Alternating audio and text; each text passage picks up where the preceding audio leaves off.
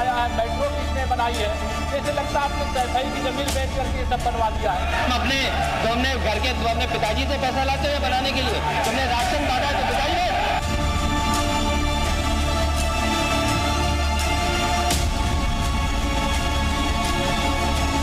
नजर नहीं है, नजारों की बात करते हैं, जमी पे चांद सितारों की बात करते हैं। वो हाथ जोड़ के बस्ती को लूटने वाले भरी सभा में सुधारों की बात करते हैं।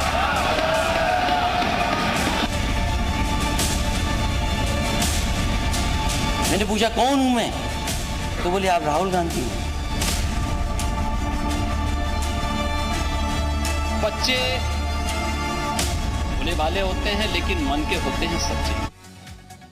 नमस्कार, यूपी मांगे उत्तर में आप सभी का स्वागत है। मैं हूं आपके साथ दिव्या तिवारी। 18वीं विधानसभा का पहला सत्र अनिश्चितकाल समय के लिए स्थगित हो गया है और योगी सरकार 2.0 के पहले बजट सत्र में सरकार ने अब तक का सबसे बड़ा बजट पेश किया। इस बार का बजट सत्र कई मायनों में बेहद खास रहा, क्योंकि पहली बार सीएम योगी के सामने अखिलेश यादव नेता प्रतिपक्ष की भूमिका में थे। सदन में दोनों तरफ से जबरदस्त वार पलटवार हुआ। सत्र के आखिरी दिन भी सत्तापक्ष और विपक्ष में तकरार देखने को मिली। सीएम योगी ने दूसरी बार अखिलेश यादव पर शायराना अंदाज में निशाना साधा, तो अखिलेश यादव ने भी शायराना अंदाज में जवाब दिया। वहीं इस सत्र के दौरान राहुल गांधी के सहारे सीएम योगी ने अखिलेश पर हमला बोला। एक रिपोर्ट आपको दिखाते हैं।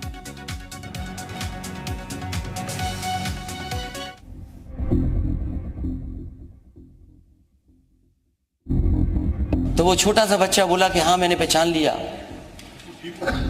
मैंने पूछा कौन हूं मैं, तो बोले आप राहुल गांधी हैं।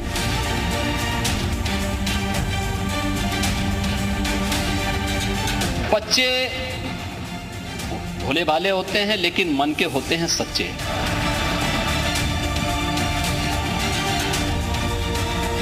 विधानसभा के बजट सत्र का आखिरी दिन, सदन में सीएम योगी का संबोधन और निशाने पर नेता प्रतिपक्ष। फर्क केवल ये है कि राहुल गांधी जी बजट सत्र के आखिरी संबोधन में सीएम योगी अखिलेश यादव पर जमकर बरसे।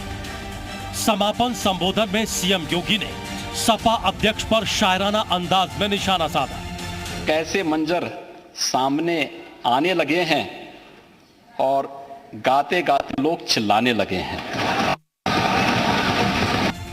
पूरे बजट सत्र के दौरान सीएम योगी आक्रामक नजर आए। विपक्ष पर हमला बोलते हुए सीएम योगी ने राहुल गांधी को भी लपेटे में ले लिया। सीएम ने कहा कि अखिलेश यादव और राहुल गांधी में ज्यादा अंतर नहीं है। राहुल देश के बाहर देश की बुराई करते हैं। जो बोला होगा बहुत सोच समझ के ही बोला होगा।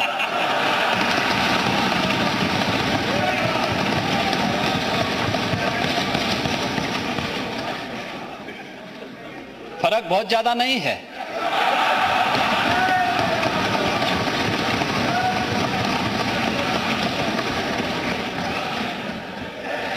फर्क केवल यह है कि राहुल गांधी जी देश के बाहर देश की बुराई करते हैं और आप उत्तर प्रदेश के बाहर उत्तर प्रदेश की बुराई कर देते हैं। सदन में सीएम योगी सिर्फ अखिलेश राहुल गांधी तक ही सीमित नहीं रहे। इस दौरान सीएम योगी ने एक तरफ सपा अध्यक्ष को चाचा शिवपाल से सीखने की नसीहत दी, तो दूसरी तरफ कन्नौज वाले इत्र वाले व्यापारी का जिक्र कर अखिलेश यादव को आड़े हाथों लिया। मुझे लगता है कि अगर आपने चाचा शिवपाल जी से ही कुछ सीखा होता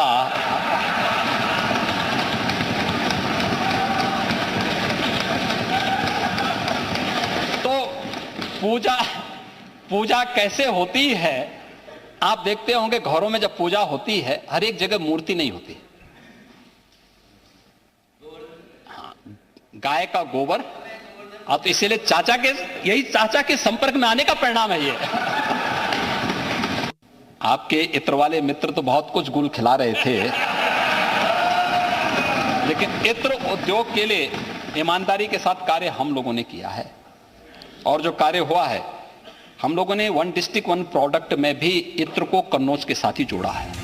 अब सदन में सीएम योगी के हमले से विपक्ष तिलमिलाया हुआ है। नेता सदन भी शेर और शायरी और कविताओं की बातें करने लगे हैं। बदले बदले मेरी सरकार नजर आते हैं। बहरहाल चाहे विपक्ष की नाकामियों का बखान हो या सरकार की उपलब्धियों की फहरिस्त, सीएम योगी ने हर बात मजबूती के साथ सदन के पटल पर रखी है। ब्यूरो रिपोर्ट, जी मीडिया। तो दरअसल विधानसभा की कार्यवाही का आज आखिरी दिन था और बजट पर इस दौरान चर्चा भी हुई और बजट को पास कर दिया गया। लेकिन अखिलेश पर योगी के 10 बड़े हमले हम आपको ग्राफिक्स के जरिए बताते हैं कि किस तरीके से वार पलटवार दोनों तरफ से चला है। और ये देखिए, अखिलेश पर योगी के 10 बड़े हमले। अखिलेश जी में और राहुल जी में ज्यादा फर्क नहीं है, ये कहा गया आज सदन के भीतर मुख्यमंत्री की तरफ से। राहुल जी विदेश जाकर देश की बुराइयां करते हैं और अखिलेश जी यूपी से बाहर जाकर यूपी की बुराई करते हैं, तो ज्यादा अंतर दोनों में नहीं है। ये बड़ी बातें हम हमले की आपको बता रहे हैं। नेता विपक्ष की बातों का खामियाजा यूपी ने भुगता है और अखिलेश के भाषण में भैंस के दूध का ज्यादा असर नजर आता है। नेता प्रतिपक्ष गाय की सेवा किए होते तो गौमाता की भाषा बोलते, गोबर से वो नफरत करते हैं। ये बड़ी बातें उनकी तरफ से की गई। कुछ लोगों को गोबर से भी बदबू आती है और पिछली सरकार में प्रति व्यक्ति की आय घटी थी, जबकि हमारी सरकार में सुधार हुआ है। चाचा शिवपाल यादव से कुछ सीखते, नसीहत भी दी गई है कि अगर उनसे कुछ सीख लेते तो शायद बेहतर काम करते। नेता प्रतिपक्ष का भाषण बजट से इतर था। और इस बीच अहम खबर आपको बताते हैं, सीएम योगी के संबोधन पर अखिलेश यादव का पलटवार भी नजर आया है और बदले बदले मेरे सरकार नजर आते हैं। इस वक्त की बड़ी खबर आपको दे दें, इस बजट की तुलना 1947 से नहीं हो सकती, ये कहा गया है अखिलेश यादव की तरफ से। पिछले बजट के खर्च का ब्यौरा दे सरकार। गंगा सफाई पर भी अखिलेश ने सवाल उठा दिए हैं।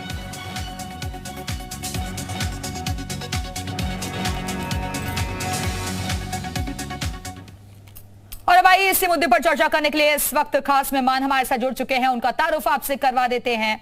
एसएन सिंह साहब हमारे से जुड़े हुए हैं, बीजेपी प्रवक्ता है। अरविंद गुप्ता जी समाजवादी पार्टी के प्रवक्ता हमारे साथ जुड़ गए हैं। विजय उपाध्याय जी हमारे से जुड़े हुए हैं, राजनीतिक विशेषज्ञ हैं। और मयूर शुक्ला विधानसभा से हमारे साथ जुड़े हुए हैं। बारी बारी से सबके पास चलेंगे। बहुत बहुत स्वागत है आप सभी का। लेकिन इस बीच राजा भैया क्या कुछ कह रहे हैं, सबसे पहले वो सुनवा देते हैं। योगी के भी देखने को थोड़ा बहुत चलता रहता है, सब थोड़े खट्टी मीठी बातें होती रहती हैं। तो इस तरह की खट्टी मीठी बातें हुई, मतलब जो अखिलेश यादव योगी के बीच जो भी या केशव मौर्य के बीच जो भी बातें हुई, सब सर मतलब खट्टी मीठी बातें। बहुत अच्छे वातावरण में सदन संचालन हुआ और बहुत सकारात्मक बातें सामने आई। बहुत बहुत धन्यवाद। और हमारे साथ हमारे सहयोगी मयूर शुक्ला इस वक्त विधानसभा से जुड़े हुए हैं। मयूर, आज जो हमने विधानसभा के भीतर देखा वो अलग ही अंदाज था, शायराना अंदाज में एक दूसरे पर छीटाकशी भी हुई, वार पलटवार भी हुए और उसके बाद बजट को पास कर दिया गया चर्चा के बाद। बिल्कुल देखिए, वार पलटवार हुआ, छीटाकशी हुई, लेकिन जैसा कि राजा भैया ने अभी हमसे बात की और कहा कि इस तरीके की चीज़ें तो होती रहती हैं, खट्टी मीठी बातें होती रहती हैं। लेकिन अखिलेश यादव जब अभी बाहर निकले तो उनका ये कहना था कि सदन बहुत अच्छा चला, लेकिन समय थोड़ा सा और एक्सटेंड करना चाहिए था और लंबा सदन चलना चाहिए था, जिससे जनता की जुड़ी हुई बातें हम डिस्कशन उसमें कर सकते हैं। हालांकि आज जो है मुख्यमंत्री योगी आदित्यनाथ वो अखिलेश यादव पर बहुत ज़्यादा हमलावर रहे। खासतौर पर गाय गोबर भैंस की उन्होंने बात की, पूजा पाठ की उन्होंने बात की और भी तमाम तरीके की जो उन्होंने बातें की, तो कहीं ना कहीं जवाब देने का काम किया है। अब आप देख सकते हैं विधानसभा के मैं दिखाना चाहूँगा जो विधायकों को निकलने का सिलसिला है अब समाप्त हो चुका है। विधायकों का निकलने का सिलसिला अब शुरू हो चुका है। तमाम विधायक जो हैं यहाँ पर आए हुए हैं, उनसे हमने एक करके बात की, तमाम सवाल भी पूछे और कहना कि बहुत अच्छा सदन गया है, इसी तरीके से सदन होना चाहिए। तो और जो बजट इस बार जो पास हुआ है, पेश किया गया था, जो पास हुआ है, जो पास हुआ है वो ऐतिहासिक है। तमाम मंत्री हैं और जो विधायक हैं निकलेंगे, हम उनसे बात करने की कोशिश करेंगे कि क्या क्या असल में रहा, क्योंकि अखिलेश यादव निकले, उनके पीछे फिर मुख्यमंत्री। ठीक है मयूर, आप बने रहिएगा, हमारे साथ लौटेंगे आपके पास। और अब चलिए चर्चा की शुरुआत करते हैं। सबसे पहले अरविंद गुप्ता जी, मैं शुरुआत आपके साथ ही करना चाहूंगी, क्योंकि आज आपने भाषण सुना सदन के भीतर, 2 घंटे से ज्यादा का मुख्यमंत्री ने भाषण दिया और कई बातों का जिक्र किया कि हम तो समाधान की बात करते हैं और आप सिर्फ और सिर्फ समस्याएं गिनवाते हैं बार बार। दिव्या जी, अगर आपने गौर करके देखा होगा तो माननीय योगी जी ने एक समाजवादी इत्र की बात करी थी जो पीयूष जैन का था, और जबकि वहां पर सपा के नेता पुष्पराज जैन पम्मी जी थे। तो देखिए कितना बड़ा झूठ सदन में बोला जा रहा है कि जिस व्यक्ति का समाजवादी पार्टी से कोई लेना देना नहीं था, उस व्यक्ति को समाजवादी पार्टी के इत्र से जोड़ा जा रहा। पहला झूठ तो मैं यहाँ पे कहूंगा। दूसरी चीज मैं एक चीज जरूर कहूंगा कि देखिए ये बड़ा यही लोकतंत्र की ब्यूटी है कि हम चाहे सत्ता पक्ष में हो या विपक्ष में हो, हम एक दूसरे के साथ मतभेद तो हमारे हो सकते हैं लेकिन हमारे मनभेद नहीं होते।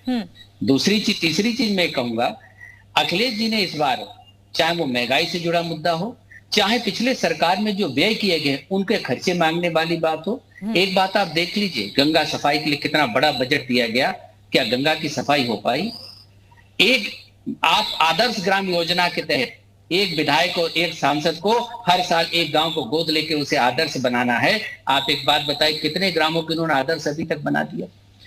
एक शहर एक उत्पाद की जो बात करी गई, आप एक चीज देख ली, कितनी जगहों पे आपने इस प्रोडक्ट इसमें जो लॉन्चिंग कर पाए, इसे सफल बना पाए। तो देखिए हर मुद्दे पर जो है, आज जो भ्रष्टाचार के ऊपर बात आ रही है, आप देख लीजिए आज इसका जो है जो बुलडोजर था, जो अभी तक माफियाओं के ऊपर चल रहा था, आज वही गरीब जनता के ऊपर अतिक्रमण के नाम पर चल रहा है। आप ऐसा हाहाकार मचा हुआ है पूरे उत्तर प्रदेश में। मैं ये नहीं कह रहा कि अतिक्रमण मत हटाइए, लेकिन मैं एक चीज पूछना चाहता हूं कि अगर जो अतिक्रमण पिछले 35, 40, 50 साल तक से है, तो अभी तक क्या प्रशासन सोता रहा? क्या उन लोगों को विस्थापित करने की कोई व्यवस्था नहीं होनी चाहिए कि जिनके पूरी के पूरे दुकान और पूरे पूरे मकान उस अतिक्रमण पीले पंजे की चपेट में आ गए? तो देखिए यहां पर इस बार सीधी सी बात यह है, समाजवादी पार्टी उत्तर प्रदेश की जनता के हर उस पहलू के को लेके सदन में प्रस्तुत होगी। वो तो ये भी कह रहे हैं ना कि राहुल गांधी और अखिलेश यादव में ज्यादा अंतर नहीं है। राहुल गांधी देश से बाहर जाकर बुराइयां करते हैं और आप लोग उत्तर प्रदेश से बाहर जाकर करते हैं। देखिए एक बात बताऊं, राहुल गांधी जी का तो देखिए मैं एक चीज कह सकता हूं कि कांग्रेस के वो बीजेपी के स्टार प्रचारक हैं और वो बीजेपी के ही हमेशा इलेक्शन जिताने की व्यवस्था करते हैं। अच्छा। क्योंकि वो जब तक कांग्रेस में रहेंगे तब तक वो ऐसी चीजें करते रहेंगे जिससे बीजेपी जीतती रहेगी। अब रही बात जो है, देखिए राहुल गांधी जी जो है और उनमें अखिलेश यादव में जमीन आसमान का अंतर है। अखिलेश जी सीधी बात समझ लीजिए, वो अपने एक एक कार्यकर्ता के साथ जुड़े हुए हैं। बीजेपी में लोग कहते हैं कि इनके बूथ अध्यक्ष जो है मुख्यमंत्री और प्रधानमंत्री बन सकता है, लेकिन समाजवादी पार्टी में कहा जाता है कि बूथ अध्यक्ष के पास उनका राष्ट्रीय अध्यक्ष भी आके खड़ा हो सकता है। ठीक है, एसएन सिंह साहब जवाब दीजिए।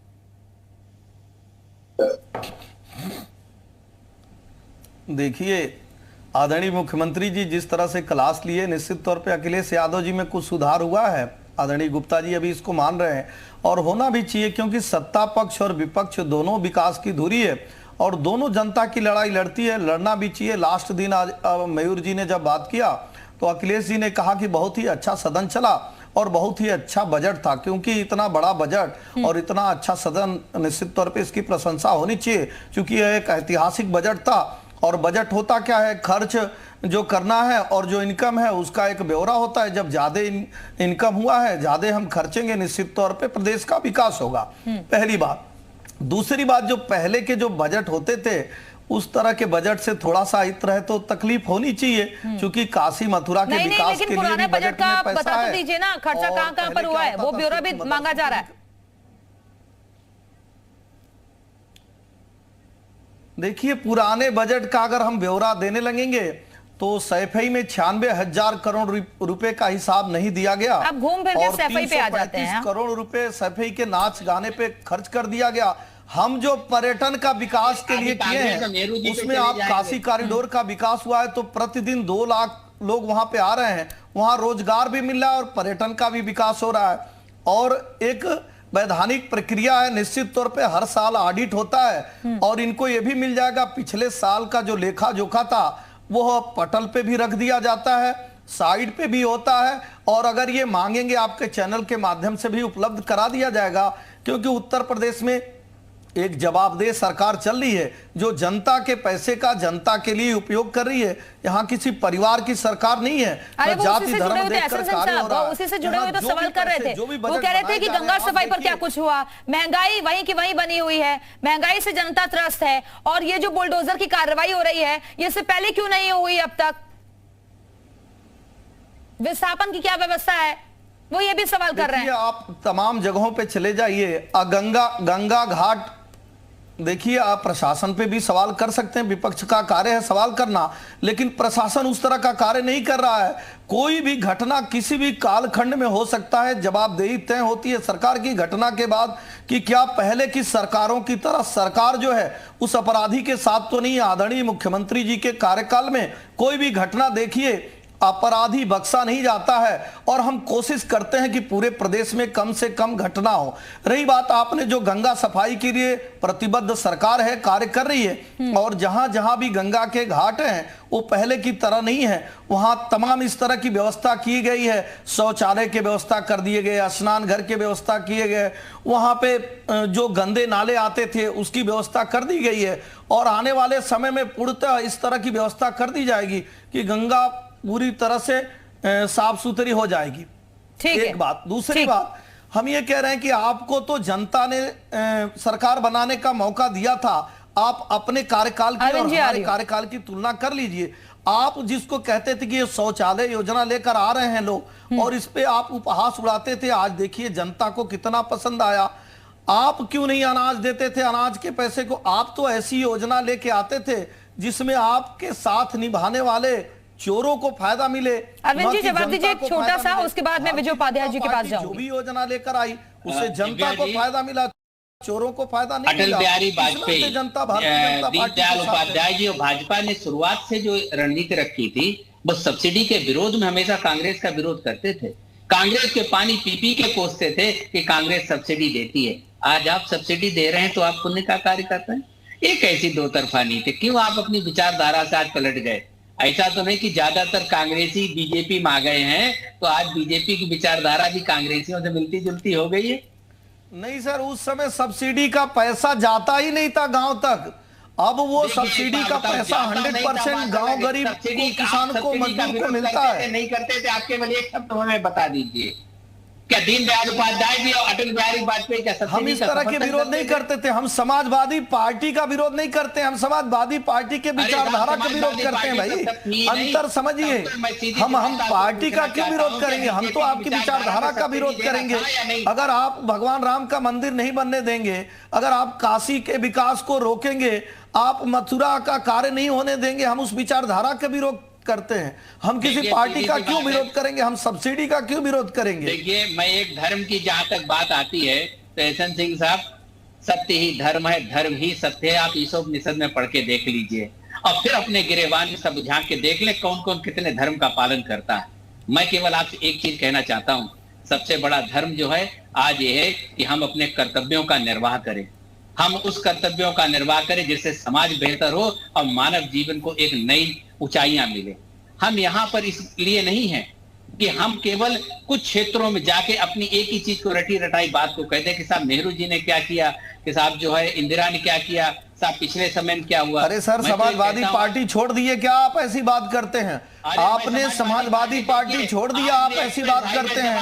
मुजफ्फरनगर का दंगा हुआ था, अगर धर्म में नहीं था तो कर्म तो साहब ये कहता है कि जो भी दोषी हो साहब उसको पकड़ा जाए। फिर धर्म के आधार पे एक धर्म के लोगों को पकड़ना, एक धर्म के लोगों को छोड़ना, ये कार्य कौन कर रहा था साहब? मुझे लग रहा है कि आप जी वो तो कह रहे हैं कि समान कार्रवाई होती है, आज हम भेदभाव नहीं करते। बताइए, चर्चा आज दिव्या जी अपराधी है तो लग रहे हैं, आज यही आक्षेप बीजेपी के ऊपर भी लग रहे हैं कि आप धर्म देख के कार्रवाई कर रहे हैं। तो इसमें मैं मान लूं कि आप भी धार्मिक तुष्टिकरण कर रहे हैं। ठीक है विजय उपाध्याय जी, अब मैं आपके पास आती हूँ। अभी तक जिस तरीके से सदन की पूरी कार्रवाई चली है, ठीक है मैं लौटूंगी आप लोगों के पास। ये सदन की जो कार्रवाई अभी तक चली है, अभी तक का सबसे बड़ा बजट इसे बताया गया है। आज भी चर्चा हुई और हमने देखा कि आरोप प्रत्यारोप दोनों तरफ से चले। किस तरीके से ओवरऑल आप इस पिक्चर को देख रहे हैं? देखिए, सदन में सत्ता पक्ष और विपक्ष दो हिस्से होते हैं। अब इन दोनों हिस्सों में एक दूसरे पर जरूर कटाक्ष किए जाते हैं, एक दूसरे के दावे का खंडन किया जाता है और नए तर्क रखे जाते हैं, और ये संविधान प्रदत्त अधिकार है विपक्ष का। जब भी बजट पेश होता है, इस बार का दावा ही नहीं है बल्कि सबसे बड़ा बजट है, और हर बार बजट बढ़ता है 10% से 15%, 7-8% महंगाई बढ़ती है तो 10 से 15% बजट हर बार बढ़ता है। और ये निश्चित तौर पे ऐतिहासिक बजट है, 6,15,000 करोड़ का बजट है, और पिछले 5-6 साल में जरूर 3 लाख करोड़ से बढ़कर 6.25 लाख करोड़ तक पहुंचा है। सत्ता पक्ष का अपना दावा है कि हम अच्छा काम कर रहे हैं, हमने डेवलपमेंट किया है, हमने उत्तर प्रदेश की जीडीपी बढ़ाई है, हमने डेवलपमेंट बेहतर किया है, हमने लोगों की प्रति व्यक्ति आय बढ़ाई है। उनके अपने दावे हैं। जब भी सरकार कोई दावा करती है तो प्रतिपक्ष की जिम्मेदारी होती है कि उस सरकार की कमियां बताए, उसमें जो कमजोरियां हैं उसको बताए और साथ में उसकी आलोचना करे। विपक्ष आलोचना कर रहा है बजट की और उसमें कमियां बता रहा है। अखिलेश यादव जी का भाषण अगर आप सुनिए तो अखिलेश जी ने बिंदुवार ढेर सारे ऐसी कमियां सरकार को बताई। उन्होंने एक सुझाव भी दिए और ये बहुत महत्वपूर्ण है कि लीडर अपोजिशन के नाते उन्होंने सुझाव भी दिए। जैसे गंगा एक्सप्रेस वे के लिए उन्होंने कहा कि भाई ये NHAI से बनवाइए, उत्तर प्रदेश या PPP मोड में बनवाने से बेहतर है कि आप NHAI से अगर बनवाएंगे तो ज्यादा बेहतर होगा। पर टोल कम देना पड़ेगा लोगों, क्योंकि PPP यानी पब्लिक प्राइवेट पार्टनरशिप में ज्यादा पैसा टोल में लोगों को देना पड़ेगा, क्योंकि निजी जो डेवलपर होता है वो ज्यादा पैसा चार्ज करता है जी, अपने खर्च के साथ मुनाफे को जोड़कर। इसके अलावा और भी ढेर सारी उन्होंने प्राइमरी एजुकेशन और ढेर सारी और यही काम है विपक्ष का और किया। अब इस जब दोनों तरफ से जब भाषण होते हैं, यानी जब एक दूसरे की आलोचना करते हैं, एक अपना तारीफ करेगा, दूसरा आलोचना करेगा, कटाक्ष भी होते हैं और कटाक्ष लोकतंत्र में के पार्लियामेंट में एक्सेप्टेड है। शुरू से जब सदन की परंपरा भारत में है तब से इसमें ठीक है। विजय उपाध्याय जी बने रहेगा, मैं लौटूंगी आपके पास। मयूर के पास चलते हैं। मयूर, आज एक और अहम फैसला लिया गया, विधायक निधि को भी बढ़ा दिया गया।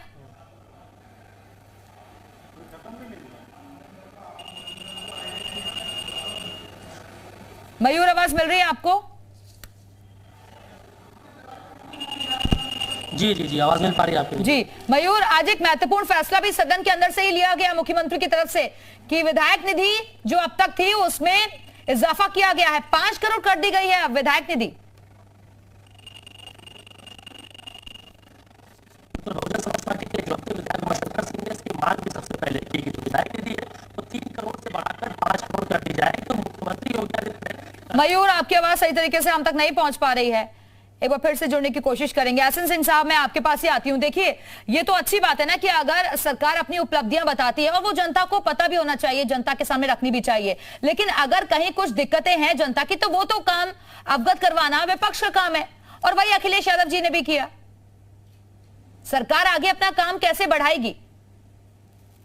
नहीं, अच्छी बात है। हमने जब कमियां पता चलेंगी उसे तो सुधारा जाएगा ना। अच्छी बात है। हमने पहले भी कहा कि हम दोनों लोगों का कार्य क्या है जी, हम दोनों लोगों का कार्य है, दोनों लोगों की जिम्मेदारी है, हम जनता के प्रति जवाबदेह हैं। अगर हम कोई गलत कार्य कर रहे हैं, विपक्ष अपनी भूमिका निभाते हुए उस बात को उठा सकता है। लेकिन आप देखी होंगी 5 साल विपक्ष तो एक अंधेरे कमरे में सोया था, बड़ी गाड़ियों में आता था और कहीं जनता से कोई संवाद नहीं था। बाद में स्वप्न देखने लगा, अगर वो विरोध करता है हम स्वागत करेंगे, हम अपने अंदर सुधार ले आएंगे, क्योंकि हम लोग तो सनातन परंपरा और धर्म को मानने वाले हैं, जिसमें तुलसीदास जी ने लिखा है, निंदक नियरे राखिए आंगन कुटीर छवाए। अगर वो नजदीक रहेगा और हमको रोकेगा टोकेगा तो हम और अच्छे कार्य करेंगे। हम गलत कार्य करने के लिए तो प्रदेश की जनता ने हमको चुना नहीं है। निश्चित तौर पे प्रदेश की समृद्धि, प्रदेश की खुशहाली, प्रदेश के विकास के लिए हम आए और अखिलेश यादव जी अगर ये समझना भी चाहिए, चाहे वो सत्ता पक्ष हो चाहे विपक्ष हो, कि ये जो काम हो रहे हैं वो जनता के लिए ही हो रहे हैं और इसमें अगर जनता की तरफ आप नहीं देखेंगे तो फिर कैसे काम को आगे बढ़ावा मिल सकेगा। बहुत बहुत शुक्रिया आप सभी मेहमानों का हमारे साथ चर्चा में शामिल होने के लिए। तो इसी के साथ ही फिलहाल यहां रुकेंगे एक छोटे से ब्रेक के लिए, लेकिन ब्रेक के बाद भी खबरें जारी है। नमस्कार।